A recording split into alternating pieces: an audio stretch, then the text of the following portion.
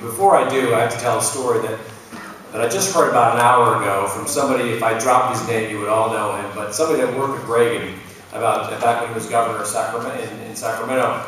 He said that one day Reagan was lobbied by a couple of big Hollywood stars who came up to the governor's office to talk about funding for the arts was being cut in California. Let's get to the question of why your conservative donors don't fund the arts. But it was Charlton Heston, he told me, and Chuck Heston, John Wayne, and somebody else came up and said, Governor Reagan, the arts are being cut from 18 million to 14 million. Well, Reagan misunderstood the question and said, well, we need to fix that. We're going to zero that out because that should be coming from the private sector. The guy who told me this said it was the worst lobbying case in the history because those guys got their budget reduced from 14 to 0 because of their lobbying Governor Reagan. But Governor Reagan believed not only that government shouldn't do it, but that it should be funded by the private sector, by individuals who should fund those artistic initiatives. So I think if he was here, he would have on your side, John and Pat. But Pat, serious question. What is it about the conservative with money that is different from the liberal with money in terms of the arts? Well, first of all, understand that the industry, for the most part, as I was trying to express, the industry has to be very liberal. That happens to be their ideology, but their businesses, they're not very liberal. If you ever have to deal with the industry, with people, but in purposes of human values. But look, this is a business that already exists. They have a model. They've been doing it for a long time. The politics of their raising money is simple. On the conservative side of what I call even the broader value side, the failure is that they don't want. The Reagan story you told is a great story because really the private sector should be doing this. If these people with money who wasted, I don't know, at least $8 billion last year for no effect, if some of those people had said, we're going to put, as you said, $200 million or $2 billion, not just in the film, but television, and a concerted effort with a strategy. And as I said, there are two pieces of the strategy. One is mainstream America has nothing to do with what appears to be a political message, but all messages are political, whether or not you intend them. But the second is then there are things that are political messages in the culture that you in fact want to do. And those, I think the criteria differentiated by moving the needle, it ought to be the purpose. But if they understood and stopped dealing with aliens about it, you know, it's the same problem. You have to multiply, John, your point about the dollar spent deficit. Once you add the media outlets for newspaper, I think this is, you're right, the real question is how can they ever win? I've said that myself. My God, I know I get between, you know, including the people who are supposed to get them elected. Their opportunities are enormous, but it requires the donors to understand a strategy. And I'll tell you what happens with donors when it comes to Hollywood. Well, most of them in their other function of their lives have been burnt as investors and getting killed in movies or whatever. And they want nothing to do with it. This is about the strategic approach. Somebody's got to sit down and say, here is the strategy we are long-term and short-term, as I said, very front war, trying to affect, and we're not going to ask you to invest in movies. You might make some, but don't go in with that in purpose. Here's what you're going to do. The content on television, the need for content is overwhelming. And the last point I'd make to this is, in the mainstream value stuff, the history things, whatever, the secret is there are a lot of liberals. Most people in the country, even in Hollywood, aren't really political sophisticates.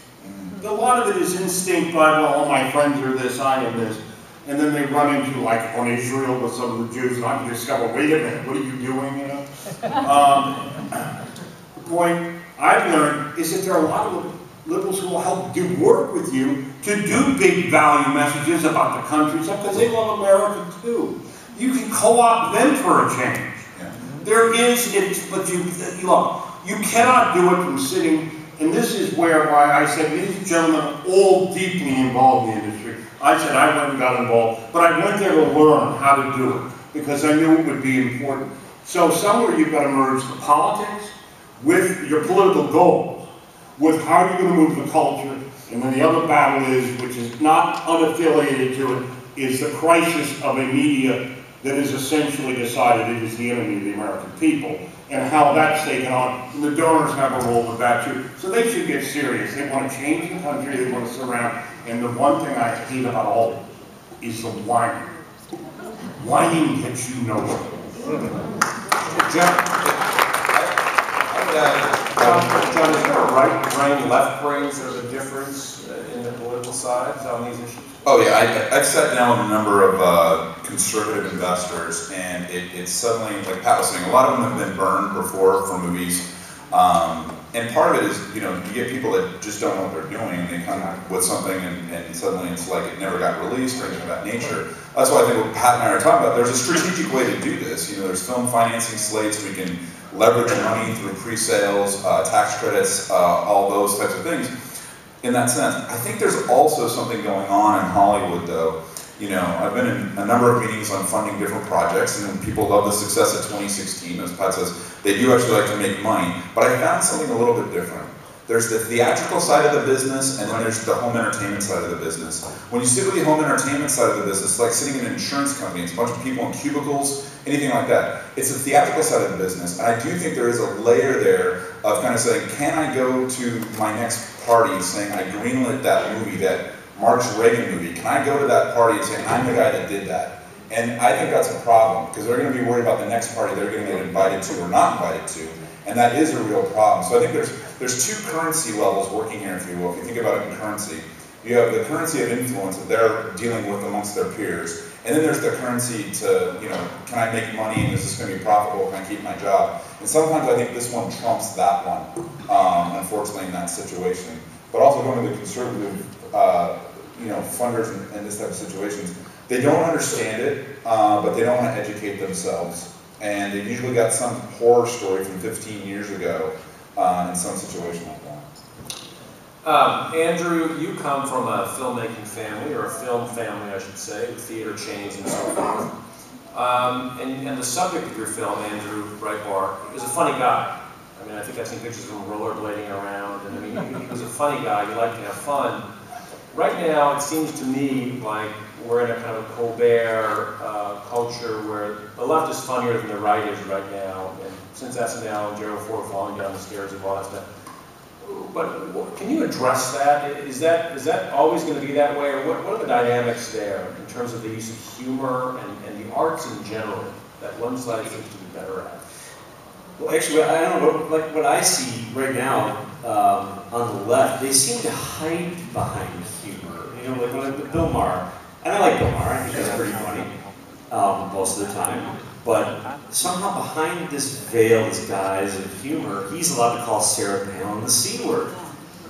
I don't mean cookie.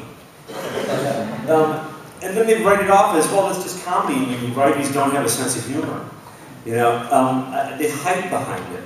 I don't think there's actually, I mean, I think maybe, you know, people have different sensibilities about sense of humor, but I mean, I don't know, like I said, I know Andrew Breitbart, he was considered a beast of the right, was probably the funniest guy I ever had the pleasure to know.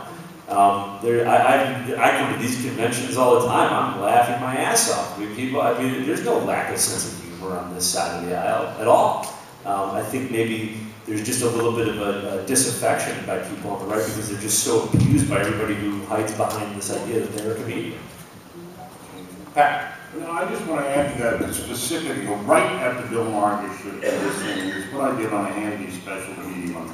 They did, I couldn't even watch those in this group and everybody. And I got people just whine all the time, none of you know. Like, let me tell you something.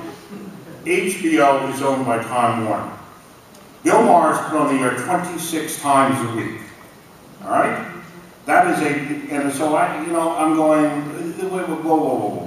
Time Warner is a public company. First of all, it's about the business of making money.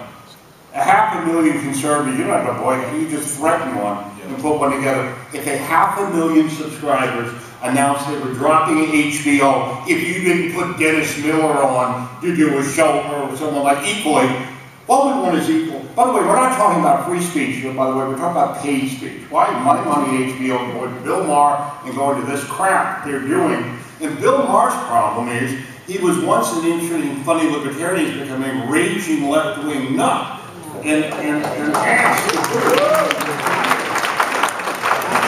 have anybody who drop in on that show, believe me. But if the same thing goes, that every people whine about MSNBC, and I'm going Comcast, hello, every people. There is a battle to be fought, and it's an ugly little war. As I keep talking about the multi-front of this, on the humor side, you want to know where funny is? Go look at YouTube.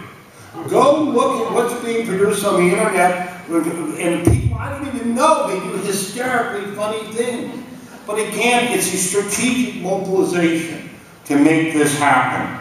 And if you don't get in the game, it's as my friend says, Michael says, 120, 142 to nothing every single day. You know what? You don't have to. You know what? If you make it 100 to 50, look at what you've done. All right. This is what has to happen. Can I check one thing? In terms of the boycott, I don't know. I've never actually seen. My memory's short, but damaged. But I don't know if I've ever seen a successful conservative boycott. What conservatives seem to be very good at is boycotts. You look at Chick-fil-A. Yeah. It's almost like conservatives seem to be empowered by actually taking the reins of free market capitalism and using it to their advantage as opposed to boycotting. Of course, but you're absolutely right. If they could organize a boycott, that would. Oh yeah, we do it. I mean, I have a simple strategy news for you. You do one of the minute you get 500,000 people to say no to something, this country will change instantly. Hollywood will change, all of it. And the place is, Time Warner Boardroom is not a liberal fest. It's a boardroom filled with people looking at the bottom line, all right? Pat, I'm going to put your idea to the test there. Who's going to start an online petition right now out of this room to start a petition to get Bill Maher off the air, get Dennis Miller on the air, excuse me. Dennis Miller on the air. I need somebody to take that up and literally put it on. And I need you to, everybody tell everybody that this is going to go online right now. So, you'll do it? You'll do it right there? Okay. All right, so we're online. You Twitter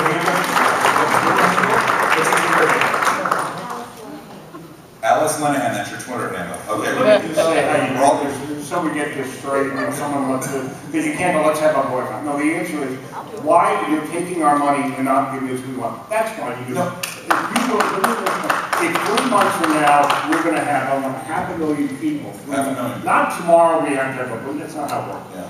We're going to tell you, if in 3 months, we're going to have 500,000 people saying, if you don't want to do something, and you then tell 500,000 people on that day they're shutting it off, the world will come to an end. How about that? I'm going to change this just a little bit. But now it's about strategy. It's not enough just to throw something on the air. I'm sorry, John. You have to have it as a means of effort to do this. Well, I'm going to throw something else down there. So we're going to change it from Dennis Miller to Dinesh D'Souza. Since we have 500,000 people in our social universe between Facebook and email, so we'll send that out to them. So if you get that petition online, we'll get that out. You know, I wanted to add that, Pat, what you said earlier is absolutely true. It is about the bottom line. But the other problem is that when you live in the rarefied social circles that our friends tend to live in, and again, you misunderstand who lives in the country. I have a couple of stories that really illustrate. During the Passion of the Christ, a very high Hollywood executive who shall be nameless came in and watched the film with us, turned to Mel Gibson and said, this movie will never make money theatrically, but you might make some money on DVD. So why don't you put it in theaters for free as like long lead marketing, and then you might sell some DVDs. And I remember hearing this, and you know, I have relatives that live in this country that I talk to on a regular basis that keep me grounded, right?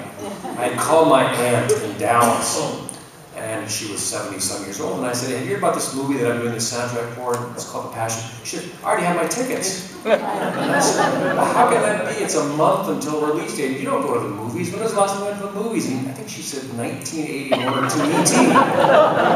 So now I'm like, and contrasted with my friend who said, this will never make money in the theaters. Well, my aunt had her ticket, right? So now I'm on a roll. I call my aunt in St. Louis. Have you heard about this movie? She says, yeah, I'm going to opening day. She had never been to a theater in her entire life. She missed Bambi and The Sound of Music, right? But that's the disparity in the understanding. My Hollywood friend doesn't understand my aunts and their interests and habits and what they care about. And as long as that continues, we can't even get to the bottom line issue, Pat, that you're talking about. If you don't even understand who's living in this universe. That's the point, because that if you're where I'm looking at the country, and you had the resources, Yeah, okay. these people are walking off leaving 70% of America behind. My God, I can tell you how to make money with that. Right, right. No, that's the key point. And it is. Now, I wanted just to get, Andrew, you talked about something interesting earlier. I'm not a conservative filmmaker and all that. That's a really interesting point because I just watched a movie that was made by conservatives. I want my $3.95 back and my 2 hours back because it was just painful. It was so preachy and trying to convert me to their point of view.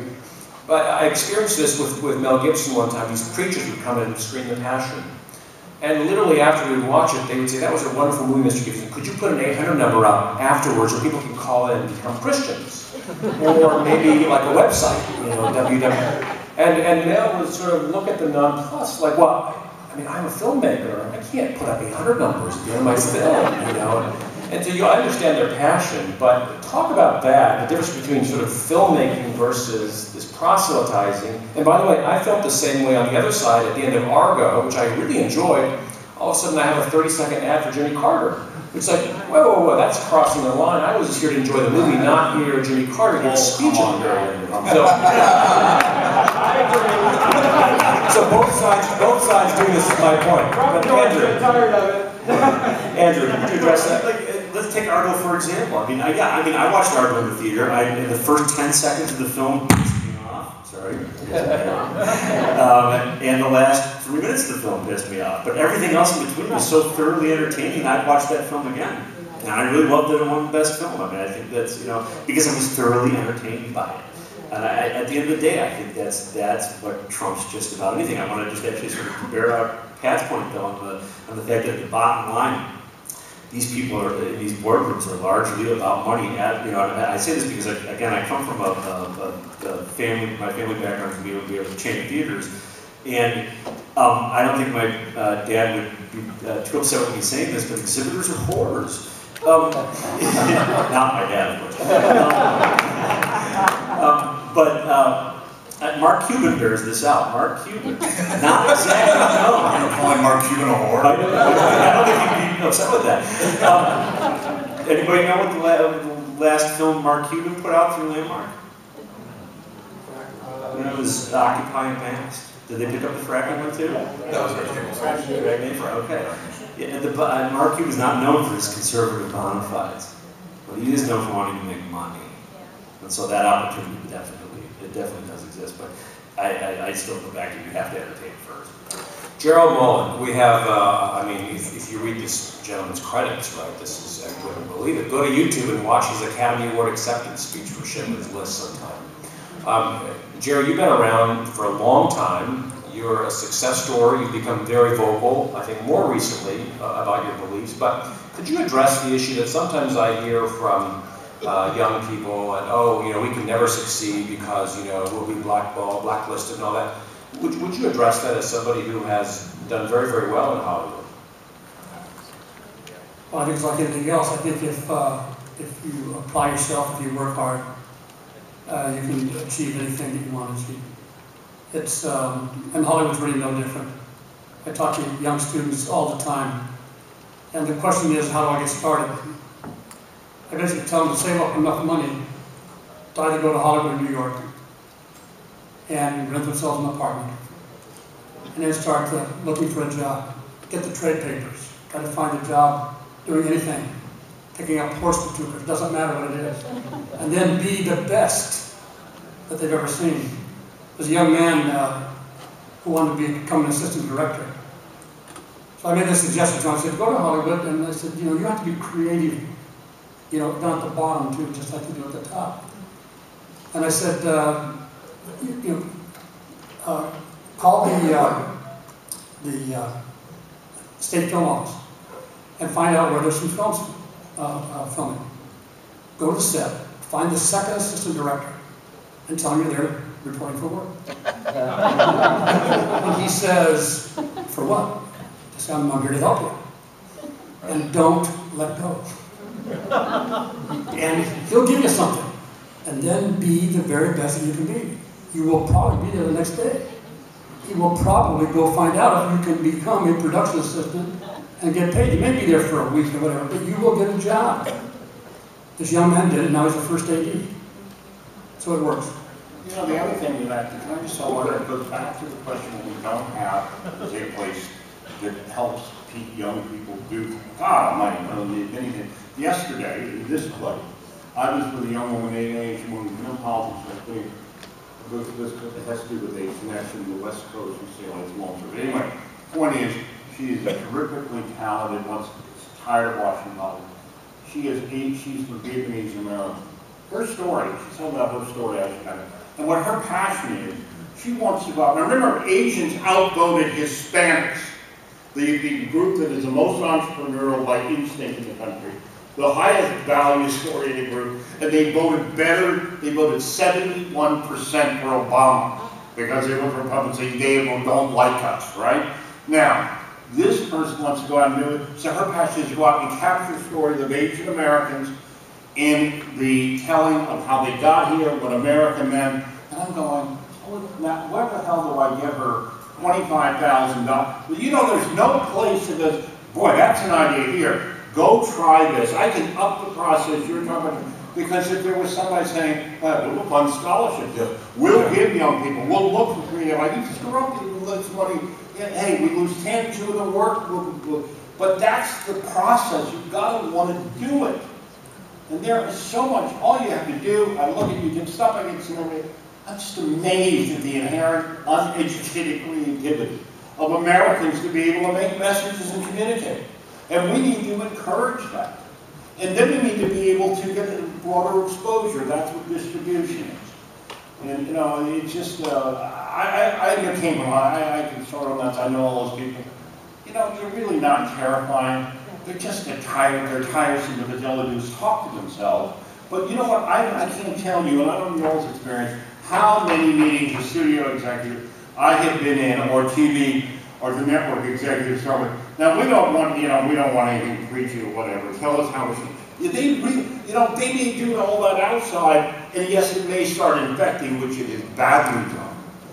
But those people will tell you, oh no, we're really, I mean, don't try to, you know, this ain't the place to tell, you know, to make points. It's a point to make money. And I keep going back and back to that point. That's how you can be. But I also think that there is I do see some hope, if I can offer that out there in some respects. I mean, how many of you saw The Men Who Built America? And that's an excellent series on Rockefeller, Vanderbilt, Ford, and then it combined like Steve Wynn, Jack Welch, Donald Trump, talking about, you know, how do you succeed in business. If we would have tweaked that like 10%, that would have been the best free market capitalism lesson you would have ever learned about, both on the positive and the negative side of it. So there are some, I think, some bright spots happening. And again, it goes back, it gets ratings. The Bible this last week was, again, the #1 show on Sunday.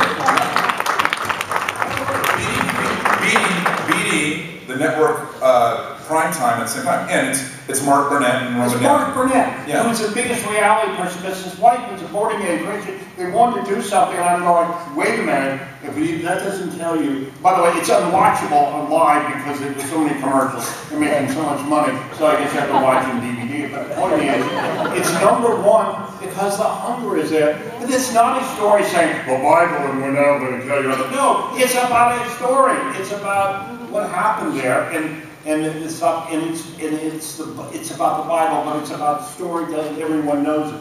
It is, and Burnett, I'm going, wait a minute, I need to see him about 10 other things that he should be doing, because he's a giant power. He is. You know, but we have no strategic thinking at this level like that. And that's where I go back to the donor and say, what do you want to do? You know, if you want to change the country, then get damn serious. Otherwise, you people continue to have these circuses. You know, and bread circuses are okay, but they don't accomplish much. My kids are getting an education in capitalism by watching Pawn Stars. That's amazing. They bring it in for 20 years. Jerry, summarize this for us, Jerry. What do you see the future? You're bringing, you know, your very strong credentials. You have projects in the offing. What do you see in the next 10 years being in terms of, as I was saying, Hollywood getting America right in the next 10 years? Will that happen? Oh boy, I wish I had a crystal ball, I wish I could tell. What I see, if I go by indication of the last election, I have great worries. As I said in my remarks, I'm really concerned about 2014 election. Because I fear what can happen if there's another total control of the Congress. As far as entertainment is concerned, people love to be entertained. The Bible is a great example. They say that faith is dead in America. Excuse me. It's not dead in America. Maybe very quiet. Maybe a lot of people who would like to see it that way. But it's not. So many people watching the Bible. I talked to so many people just in my own immediate sphere of influence who talked about, have already ordered their DVDs.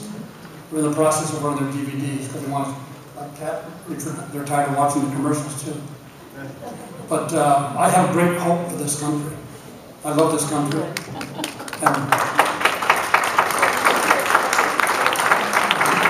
I think in the end we'll get it right. And I think that there'll be enough young people. By the way, I'm totally knocked out by the numbers of young people at this convention. Before we wrap up, John, you have an announcement tomorrow about your next film. You want to just give a little teaser? Yeah, it's actually Jerry and I's next film with Dinesh D'Souza, so we'll be announcing that tomorrow. I think it's 3:30 on the main stage. And, you know, it's not a follow-up to 2016 like we told you so or something like that. We thought about that. 2017? Yeah, 2017. It's a little bit of a broader story, but it's one that kind of includes all of us, if you will. And I think something that you guys will all care about and kind of a unique perspective on it. Well, sadly, this room is being used. We can't do Q&A. It's being the next session coming up. But continue the conversations throughout the conference. Thank you all for coming. Thank you.